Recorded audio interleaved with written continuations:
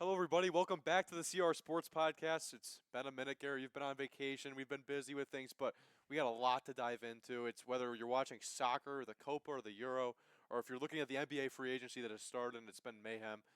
A little bit later than expected, or a little bit earlier than expected with the NBA free agency. There were some big deals that we saw happen before the deadline officially, and when everything opened up initially.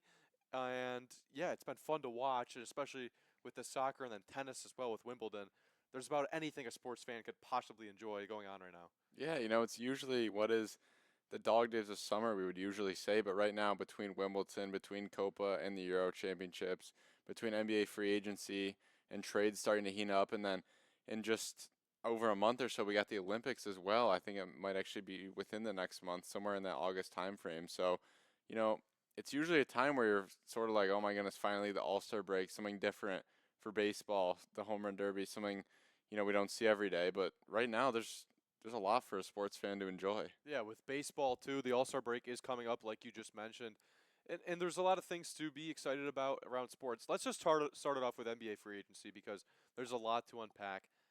And I think the biggest one and the biggest thing, and especially the biggest thing that has me excited, is the New York Knickerbockers with getting Mikal Bridges and having the Nova Knicks virtually complete.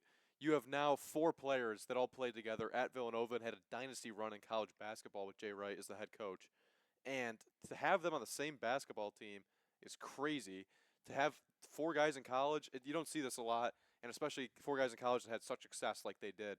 It's something that if you told everybody when Villanova was making those runs and where they were in the national championship that there'd be four NBA players that are all very good players, and Dante DiVincenzo, Jalen Brunson, Josh Hart, and Mikal Bridges, you'd be a little bit surprised because the whole knock on the Villanova team back then, and you saw the Stephen A. Smith take that got resurfaced because of Mikal Bridges now coming to New York with they don't have a true NBA prospect. No, they had a lot of NBA prospects, and they have a bunch of stars on that team now.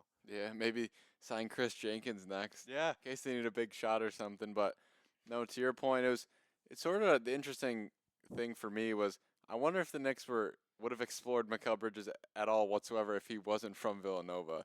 Like how much of him going to Villanova played a role into them bringing him in because not only did he go to Villanova, but he sort of fits what they need as well. yeah. Julius Randle hasn't been proven to stay healthy over the last couple of years, so you don't really know what you're going to get with him. And even him, one of the biggest knocks on him is he's inconsistent, he's inefficient.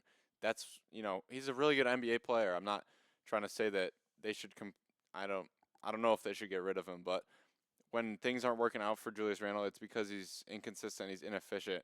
So to have a guy like Mikal Bridges who hasn't missed a game since high school or something, Exactly. that's what they need. You look at the Knicks in the playoffs, injuries were the problem. So they addressed that, getting Mikal Bridges. Now, the asking price, it was a lot. They did end up giving away, I think it was 5 first round picks. But the thing with the NBA is, if it's not a lottery pick, the pick really doesn't have that much of an impact. Look at a guy like And they had Braden. so many picks too. I think Look at 13.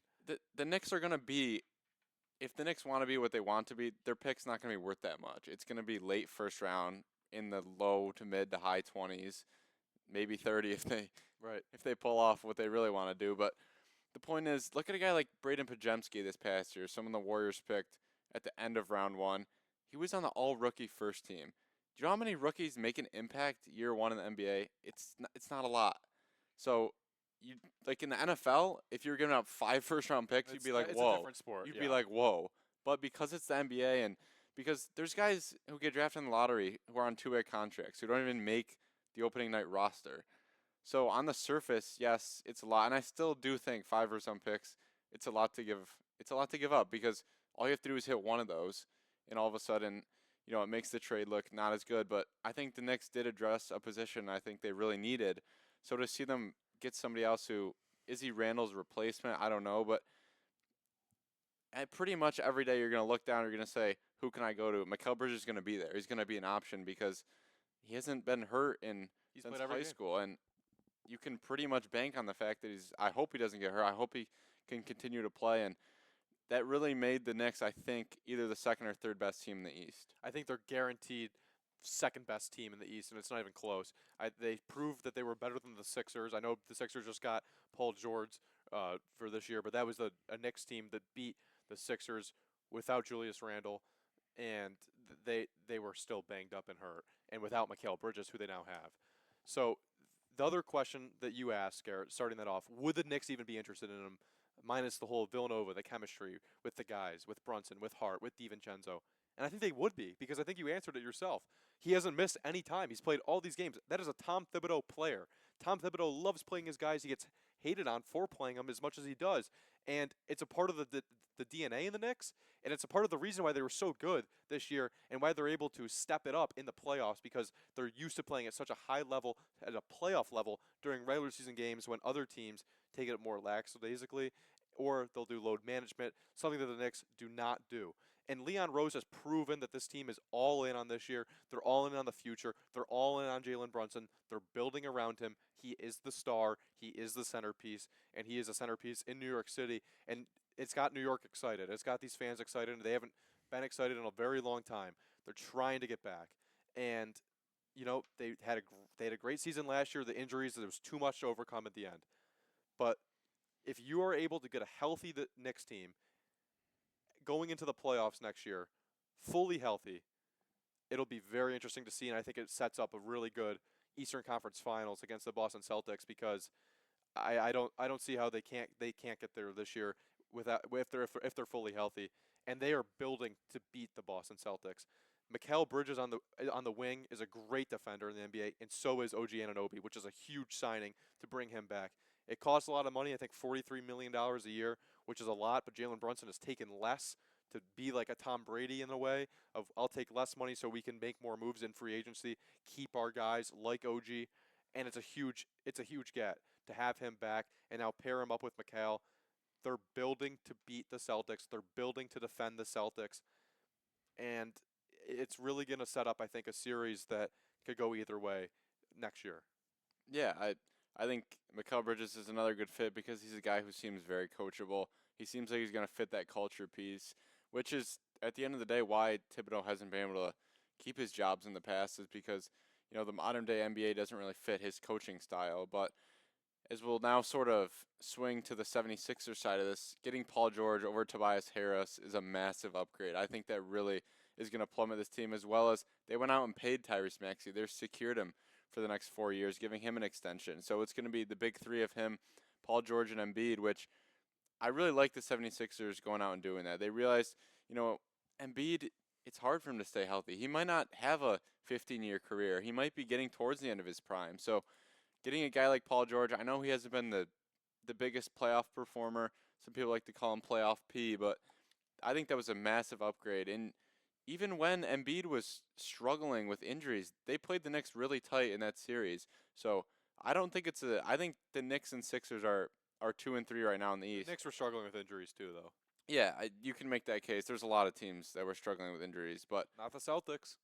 Kristaps Porzingis, Porzingis, besides that, yeah, I mean, and but that's I why just they think won it. right now the Celtics are far and away one, and I think the Knicks and Sixers are battling for 2, and they both took steps to get closer to being near the Celtics, but when we look back at it, the Celtics really had such a good run. They were just so dominant, going 16 and 3 in the playoffs. And this is why I'm going to make my case for the Knicks.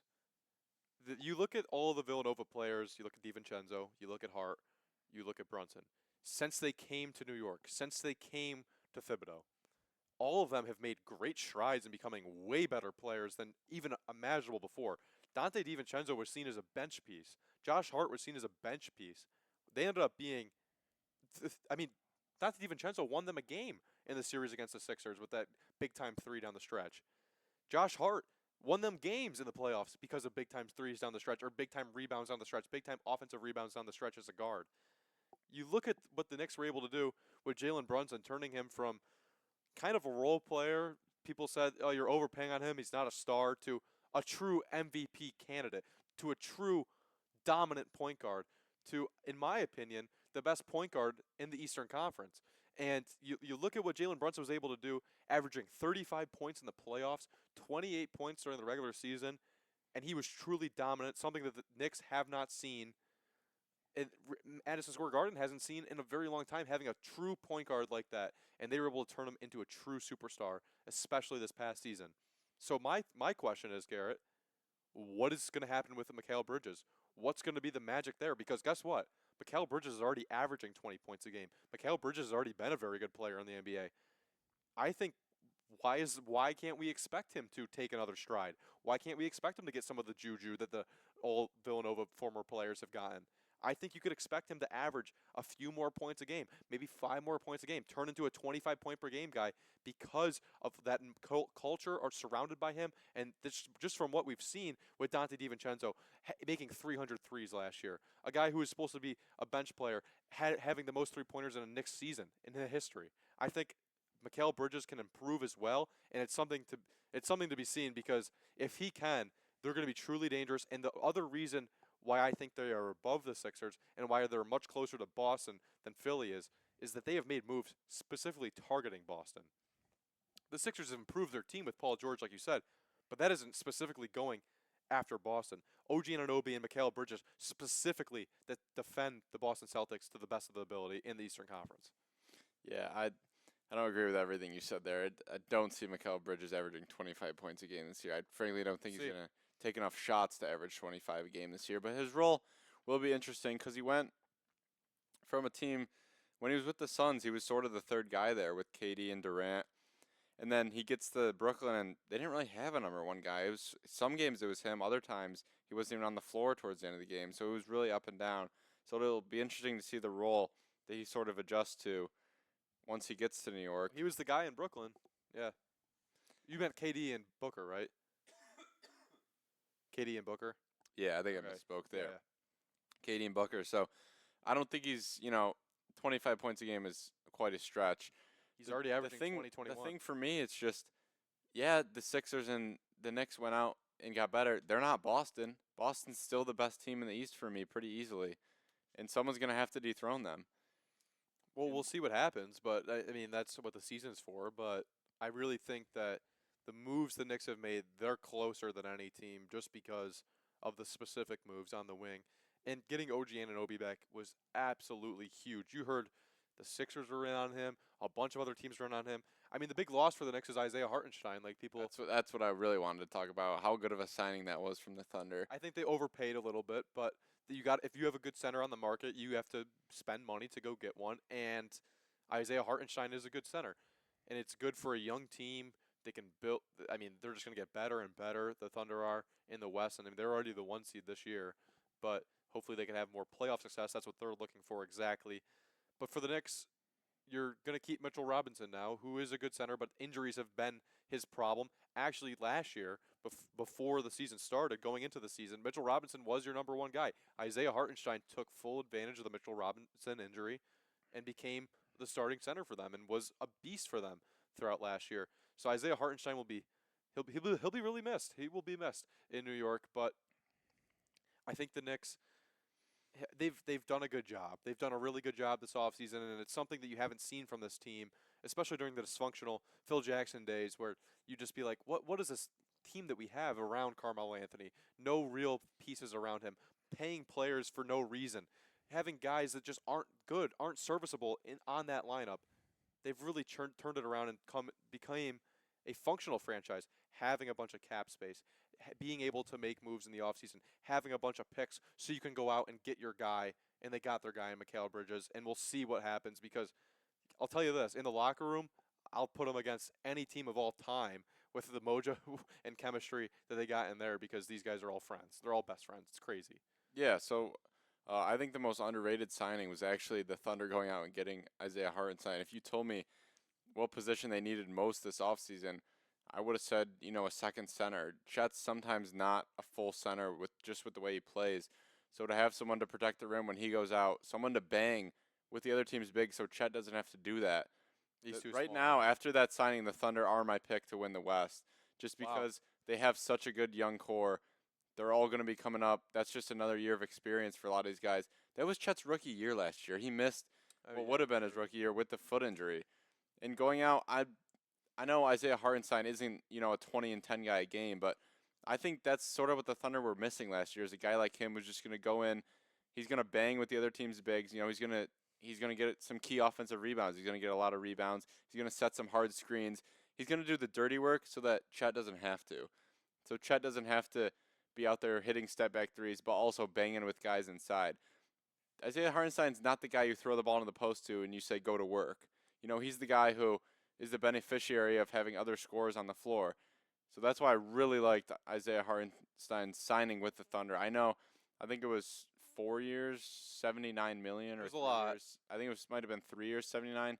So you could say it was an overpay, but the Thunder can sort of afford that with all the draft picks and capital they have to work with right now. And I think the Knicks totally would have made the move to keep Hartenstein if they could. They paid Anunoby. They made the decision, and I think that's actually. I mean, you needed that. You needed to keep Anunoby. That's real. I mean, with Anunoby in the lineup this year, the record was phenomenal. They had one of the best. They lost, I think, definitely less than 10 games. It was maybe like 5 or 6 games all year with him in the lineup. It was unbelievable the run that they went on with OG Anunoby in the lineup.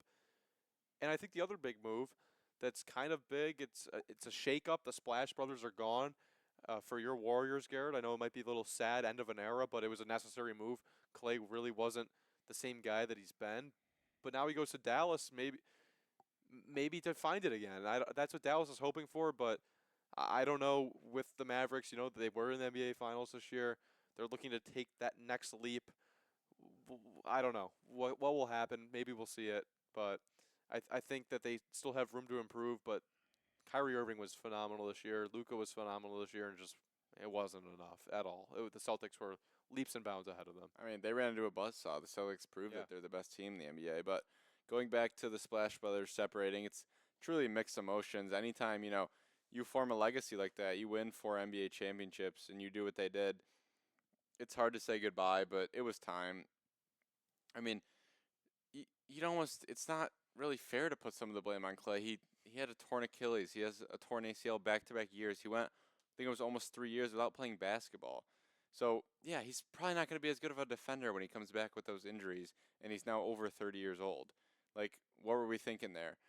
So, if the Warriors could have brought him back for cheap, maybe, but another thing is, you look at the player Clay was before those injuries. He was a stand-up, spot-up shooter in the corner, and he wasn't hunting his own shots.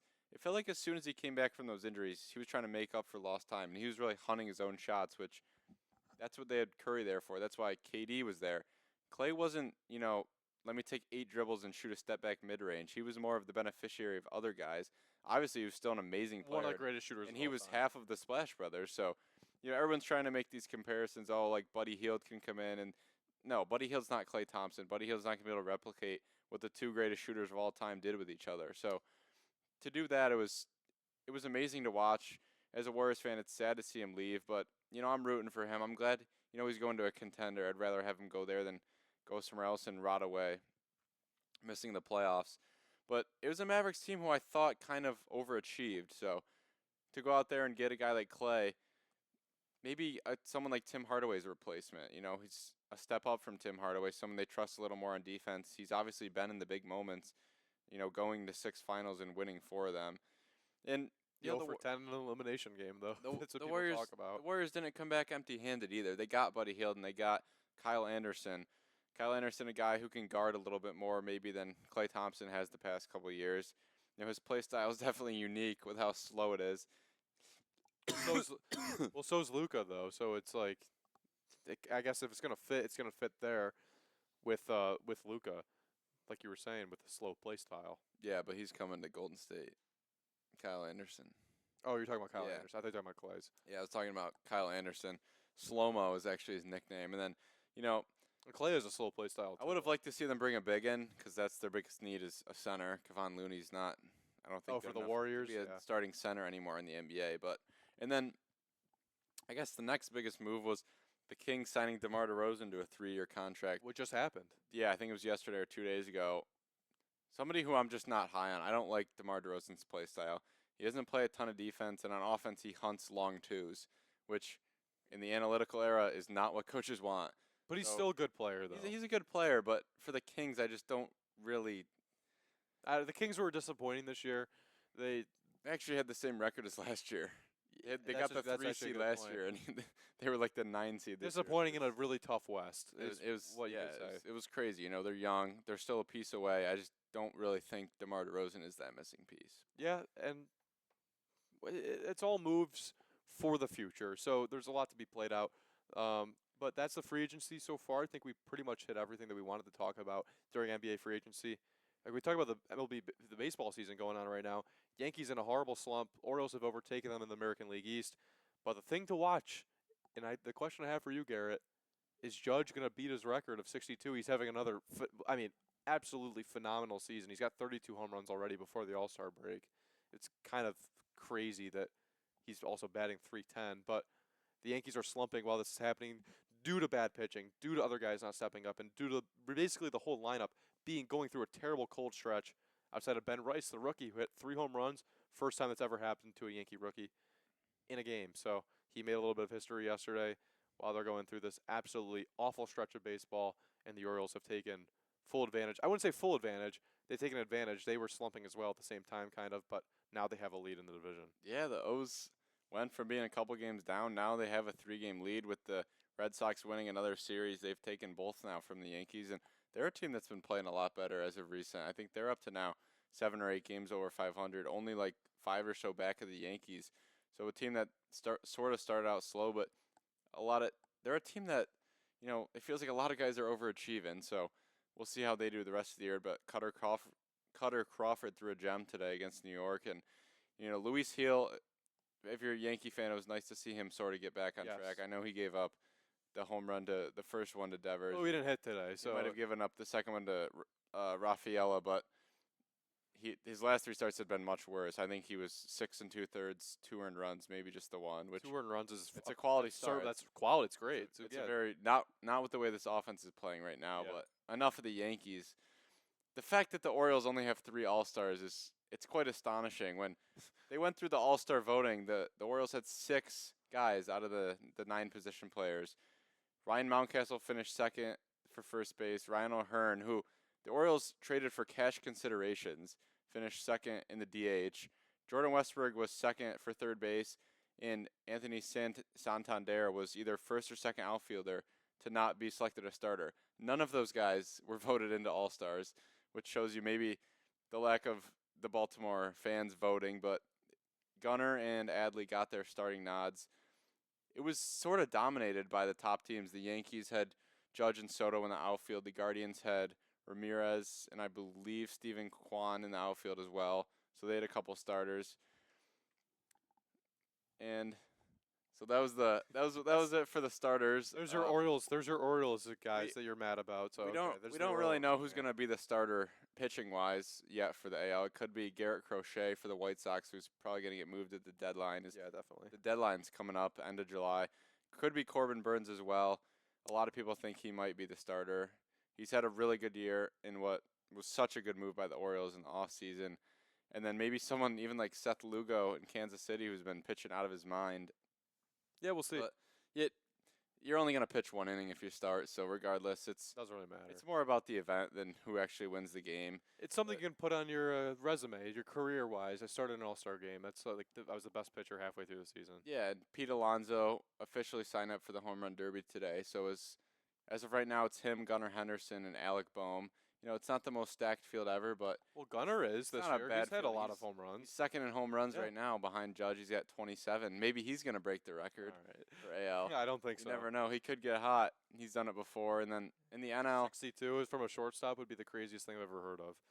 In the NL, it's sort of the same guys. I mean, how good is Shohei Ohtani? He's might win NL MVP now this year, and he's not even pitching either. And then Bryce Harper has been absolute money again, and the Phillies have the best record in baseball right now. So I think they had 7 All-Stars selected as well. So, I mean, deservingly so. They've been, I think, to a lot of people's standards, the best team. It feels like they're pretty balanced throughout their roster. And Ranger Suarez, Zach Wheeler, they've got a good pitching tandem as well. The question is what we saw from the Yankees in their starting pitching and their pitching in general, was it an overperformance? Was it to who they are, and are they going through a slump right now? Because the starting pitching that they had for up until a few weeks ago, up until the month of June, was the best starting pitching in baseball, and it was phenomenal. And they had the lowest ERA, and now they've gone from that to the highest ERA. So it's been a complete 360 turnaround, and it's kind of come out of nowhere, and it's really surprising because it's not just been a couple guys, it's been like all of them that have been impacted. So I know you've gotten Garrett Cole back. He's still getting back in the flow of things. We saw him at Rochester do a rehab start. But they need the starting pitching to be better, and they just got to hit. And it starts it starts with Aaron Boone putting in a lineup that he's been trying to change it up. He's been trying to fix things, turn things around. Volpe's gone out of the leadoff spot a couple times, been trying to move things around, and they just haven't been able to find it. It's been hard to watch because when a team goes through a slump in baseball, it's about the hardest thing to watch as a sports fan, especially when it's your own team going through it. And I think that's the question in the AL. What are you going to get out of the New York Yankees? Because the Orioles have proven after last year that they are a top team. The Guardians have proven that they're going to easily win the Central. That's an easy division to win.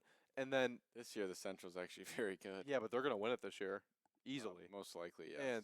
And so what are you going to see out of the Yankees? And then I think the Astros are another team to watch.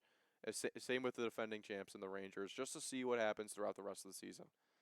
Yeah, those are really good points you brought up towards the end, especially with the Astros. Only 2 games back of the Mariners, and the Mariners just like can't hit right now. I mean, the trio of Gilbert, Castillo, and Kirby are like 3 of the best pitchers in the AL, all in the Mariners. They just like cannot score runs.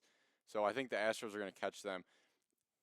Sort of the whole first half of the season, I was like, I think the Astros are going to be fine. You looked at their roster, Jordan got off to a slow start, but Altuve was really good. Bregman's heating up now. You sort of felt like it was just time, and now they're really starting to get rolling. They're only 2 games back of the Mariners, like I mentioned.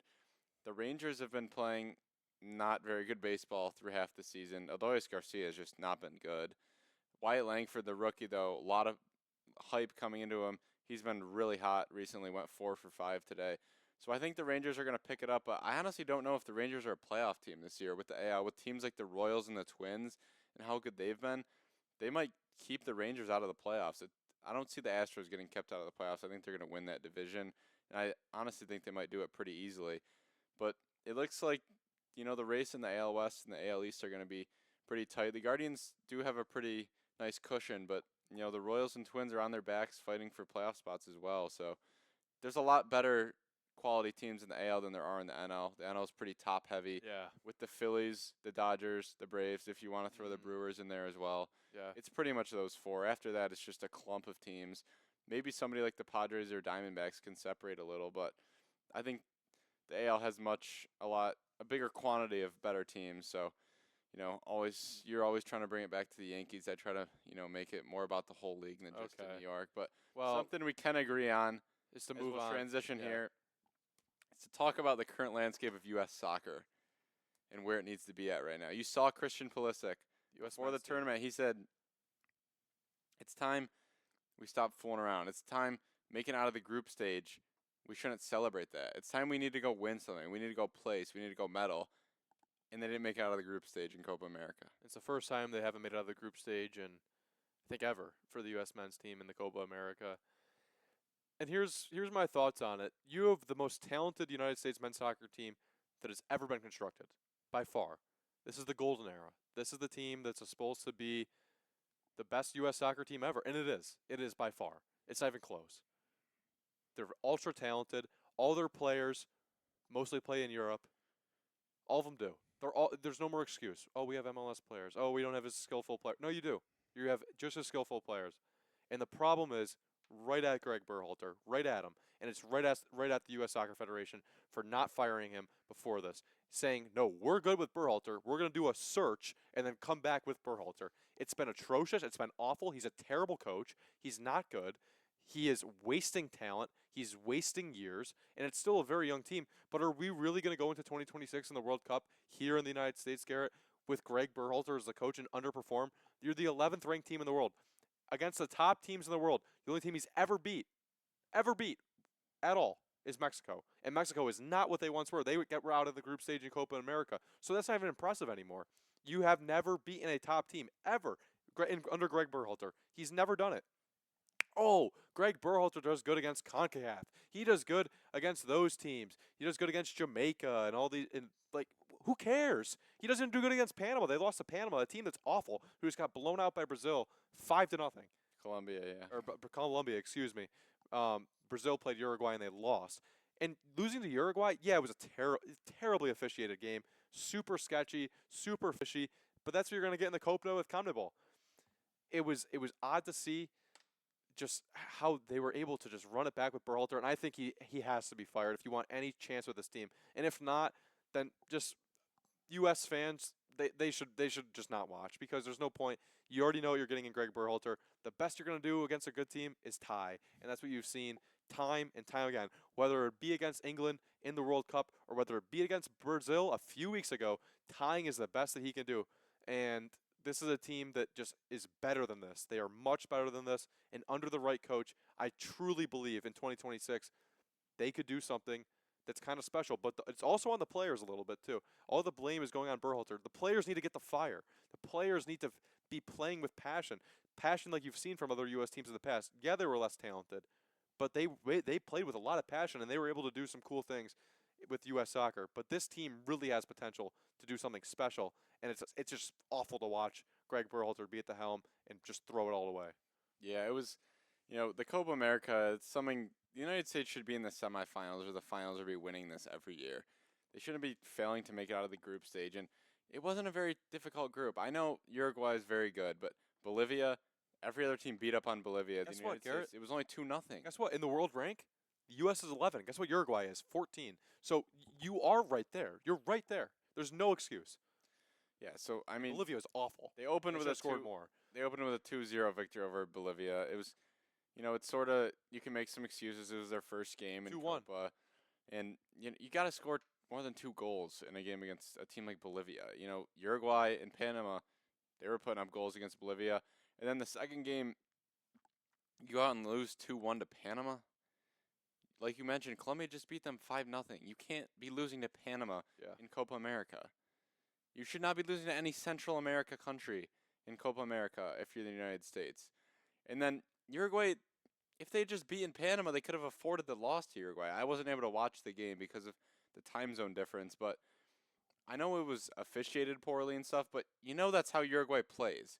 They're dirty, they're cheap if you want to call it. They're really physical. That's how they play. You saw it against Brazil.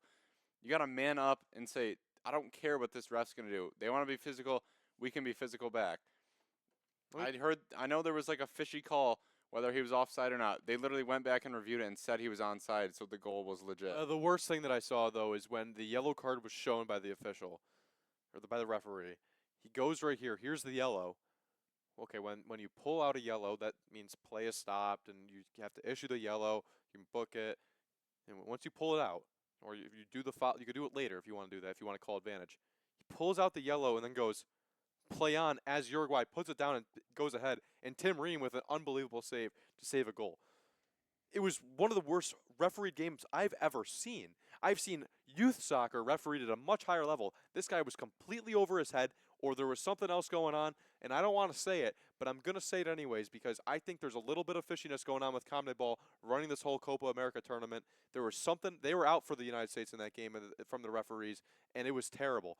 You could say that there's been trouble in the past with soccer across the world with the referees getting paid off in other ways, and it has that written all over that, not shaking Christian Pulisic's hand after the game from that referee. He can never be on a big stage ever again because it was the worst single-hand performance I have ever seen by a referee. But it's no excuse. It's no excuse. Why? Because this is the most talented U.S. team of all time, and they have a terrible coach. That's why. That's why there's no excuse. So that's the problem with the United States right now for men's soccer. And something's going to have to change. And just go get a world-class coach. You're the U.S. You're the United States. You can do that. Spend some money. Go get your guy. Yeah, and I think we can both agree that Greg Berhalter needs to be fired. I haven't gone on. I much hate of a calling for tangent. somebody's job, but it's just necessary. I haven't gone as much of a tangent as you have, but I truly do believe that Greg Berhalter is not the guy. After the World Cup, a lot of the smoke was towards Greg Berhalter, and it was, should this be the guy moving forward? And there was a lot of people that said no, he shouldn't be the guy moving forward. And this felt like his last chance, after his last chance. And when your last chance is a exit, not even making it to the knockout round, it shouldn't be under question. He should be gone. He should have been gone by now. He shouldn't have waited till this upcoming week to make a decision on him. What decision is there to make? Yeah. In what world does he deserve to still be the head coach? You mentioned all the talent on this U.S. team. Soccer's not like these other sports. You don't play the World Cup every year. Oh, yeah. The World Cup's every 4 years. You're only going to get Pulisic, Weah, some of these guys. You're only going to get them for 2 or 3 more World Cups. Yeah. So you can't sit around on your heels and wait in and just say, oh yeah, well we have a lot of talent coming up. We think eventually Greg Berhalter could be the guy. No, he's not the guy right now. You need to move on from him. Look at what all these European teams do. They don't make the semifinals. Their coach is gone. Yeah. They're not sitting around waiting like, oh, this is, it's so nice that we made the quarterfinal. We made the knockout stage of the World Cup. Like, sorry, but a lot of the fans in U.S. are expecting a lot more out of the men's national team, and they're not getting it, especially in a tournament like this. So, In a Greg tournament. Berhalter, thank you for your time, but it's time to move on. No, thank you for your time. I think the goal should not be winning. Oh, we're winning a gold cup. Like, who cares? It's not. That's not what it is. It's about beating big teams on big stages, doing well in tournaments, actually performing, and he's not doing it. And the other thing that you got to realize too, Garrett, this is a tournament with Canada in the semifinal. Do you know how young this Canadian team is? Do you know how inexperienced and how actually bad most of the players are on Canada? They have a few good players. That's about it. It is not that hard to make it to a semifinal in the Copa America, and they could have done it very easily. And they tied Brazil a few weeks ago. They've gotten blown out by Colombia as well. It's like, what do you see from this team? You see one thing one time, and you see the other thing another time, and you know what the commonality is?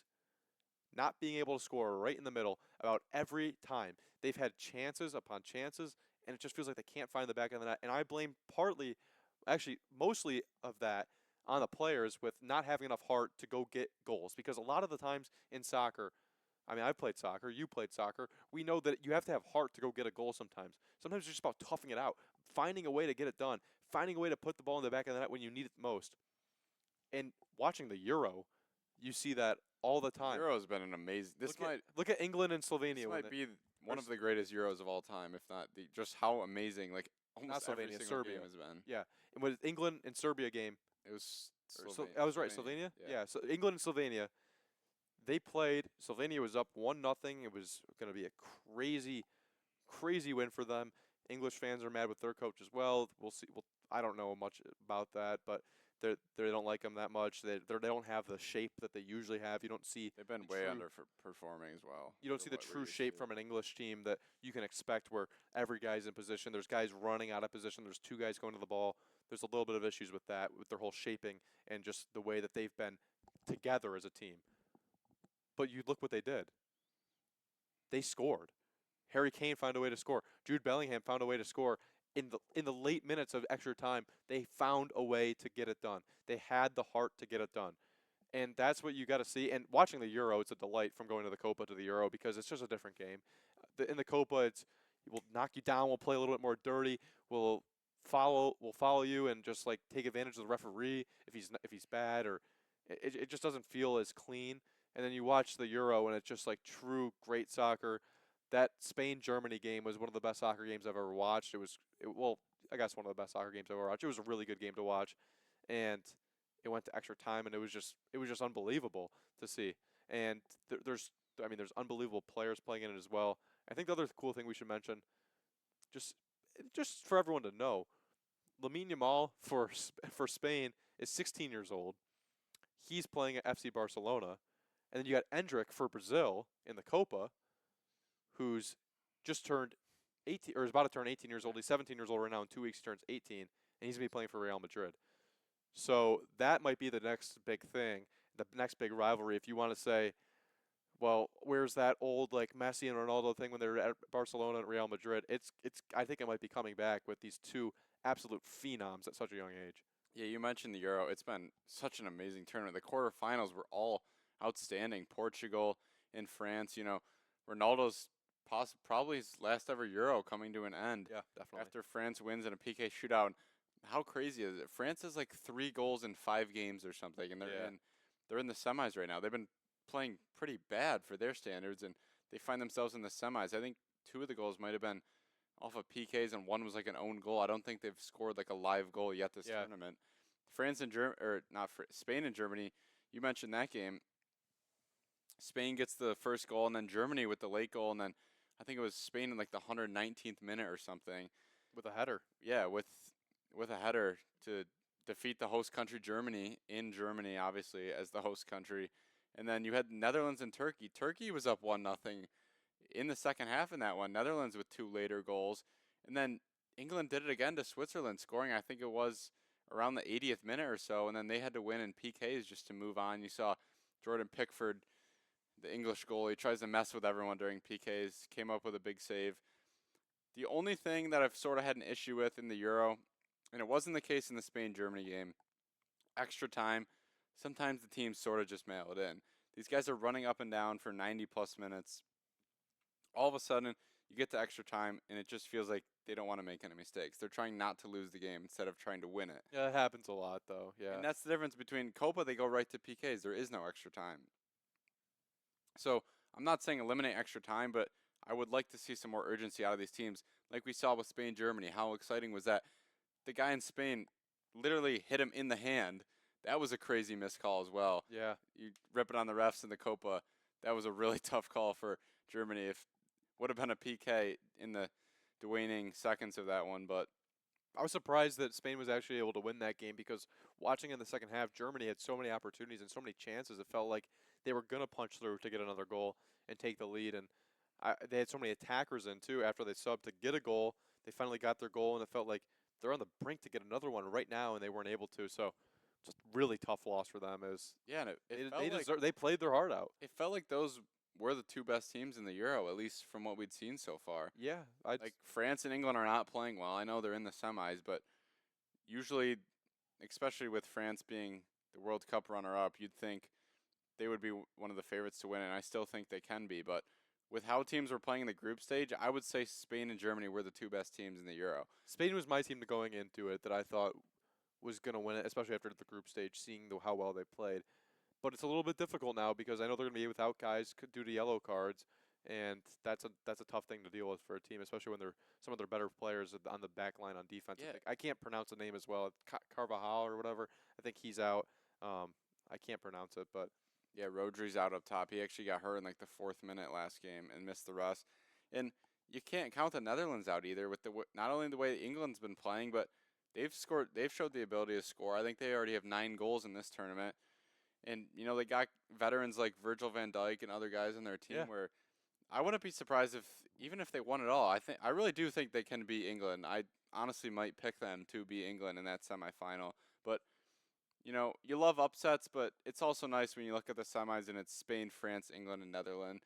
4 historic European powerhouses. Maybe not as much so for the Netherlands, but for the other 3, these teams are better on the block, and you're gonna get some pretty packed stadiums, and you know how soccer is. They show a lot of passion. yeah, I'm looking forward to watching it.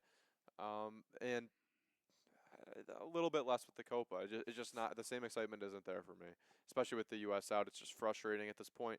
But you were telling me that the decision on Greg Berhalter should be this week. It's expected this week that they're going to make a decision. I don't really know why they're drawing it out. I feel like, there's a clear answer and it could have been made as soon as the U.S. was out. But it felt like there was in the World Cup there was a clear answer then when it ended, and they said that's no. why I'm nervous. I'm nervous that they scheduled it. But the one thing announce is, this week. his excuse was made it out of the group stage.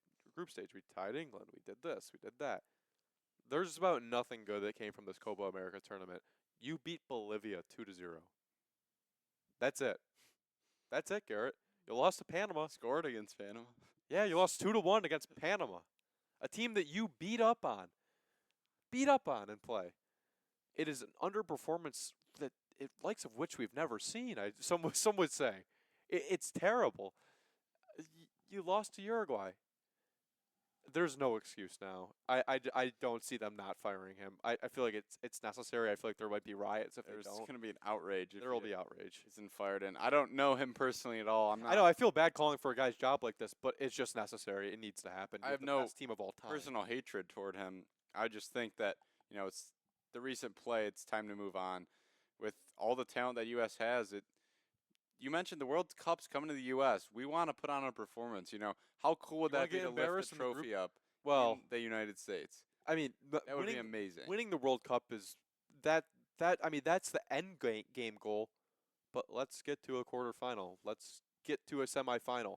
That would be a good performance. You just need a good performance in the World Cup, especially within your own country. Because if not, it's going to be a big embarrassment. It's going to be awful. It's going to be historically bad, and it's just going to be another devastating disaster. And you don't get opportunities like this coming to the United States for the World Cup a lot of the time. It's very rare. So take full advantage of it. Have a team. Go all in. We're talking about the Knicks. Go all in. They're going all in to beat the Celtics. The Celtics. They're looking to sustain it. You got to go all in eventually in all these sports. And the Orioles, they've gone all in. Corbin Burns, they brought up their young guys. They've gone all in. All the best teams in sports, they go all in eventually. And if you want to tie it into football, Garrett, and my Dallas Cowboys, they're going all out. So that's the way that it usually works, and that's usually the way that teams host a trophy up at the end of the year. You saw the Rams do it a few years ago. They were really the first team that laid out that blueprint in the NFL. Go all in. Forget the draft picks. Forget cap space. Let's go win it this year. But the U.S. just has to make an easy decision. Fire Greg Berhalter. Get a world-class coach to come coach this unbelievably talented squad that is the best U.S. soccer team of all time. Yeah, and I think the U.S. It's a great market too. Like, hey, you want to be our coach? We have the most talented team. This is our golden age. This is the best U.S. soccer team we've ever had, and the World Cup is coming to us in 2 years. You want to come coach us? And we'll pay you a ton of money too. Spend the money. Go do it. And I think, the U.S. soccer fans are bought in. I think we've bought in, as a country as well. I think a lot of soccer seems to be growing, and I think a lot of people, especially after the recent World Cup performance, making it out of the group stage, they've attracted more viewers and more, people to the game. And now that it's coming to the U.S., there's going to be even more people interested, even more people, wearing the U.S. flags around, Yeah. wearing those jerseys, Pulisic on the back, Weah on the back, whoever else it is that you want on the back of your jersey. U.S. fans are buying in, and it's time for the U.S. Soccer Confederation to buy in, fire Greg Berhalter, get a new coach in, and let's go make a run for it at this next World Cup. So hopefully our next podcast is an update on the new U.S. head coach, or just the fact that Greg Berhalter is gone. Because if not, we'll be outraged. We'll talk about it again here on CR Sports. We're glad to be back. We're glad you're back from vacation. Now I'm going out with my wisdom tooth surgery, so we're gonna have a little bit of a delay. We'll see how Shouldn't well be that too goes. long, just a Hopefully couple it's just days. only a couple days, but that's Good luck with that for sure. that's the best thing that we could hope for. But yeah, it's great. It's good to be back. It's good to talk about sports. There's a lot happening right now. We'll track Wimbledon as well. You look at Yannick Sinner. He's the #1 in the world on the men's side, and he's cruising right now. Only one American left as well now. With On the Shelton. yeah, Yeah, with Shelton losing to Sinner today. yeah, that was a tough one. And golf getting upset on the women's side as well. But to Navarro, Yeah. Emma Navarro, the woman for the United States, so she is still in it in Wimbledon. And then on the men's side, Alcaraz and Djokovic are still in it as well. So it seems to be a loaded field. And I think it might be another. Well, we'll see what happens, but it could be another Sinner and Alcaraz final. But we'll see what happens with Wimbledon. We'll keep you updated. We'll have another episode weekly. You can expect it here on CR Sports. Thanks for listening today, everybody. And quickly before we go, our sponsor of today's episode that we should probably do next time at the beginning of our episode. That we'll do next time at the beginning, but just for you all who paid attention for the past 48 minutes and decided to listen in. Our sponsor, Molly Fees, Garrett. Molly V's, some of the best homemade ice cream. You can find them in downtown Victor. You can book them for your next grad party event, whatever it is. They now have a cart. They got the truck as well, and the brick and mortar store. Just had some ice cream tonight myself. Caramel brownie. It was very good. I don't know what your personal favorite is, but it's I like hard the Molly to go wrong. Stracks. It's very nice. A milkshake is also a great option from there. You can't go wrong. Stop down at Molly V's. Say you came from CR Sports. Say hi. And got another update for people before we say goodbye and good night and so long, or good afternoon or good morning to you. I did an interview on FingerLakes1.com again with a Cowboys guy, Kyle Yeomans of the Dallas Cowboys. If you're interested in that interview, go check it out on FingerLakes1.com. You could also expect that to be posted here on CR Sports, a little bit of a simulcast, just so there's a little stuff out there on our YouTube for anyone to watch if interested. And yeah, Garrett, I think that's gonna about do it. We'll put this at the beginning next time and put all our sponsors out there so you can know exactly who we are supported by. Sounds good. Thanks for tuning in.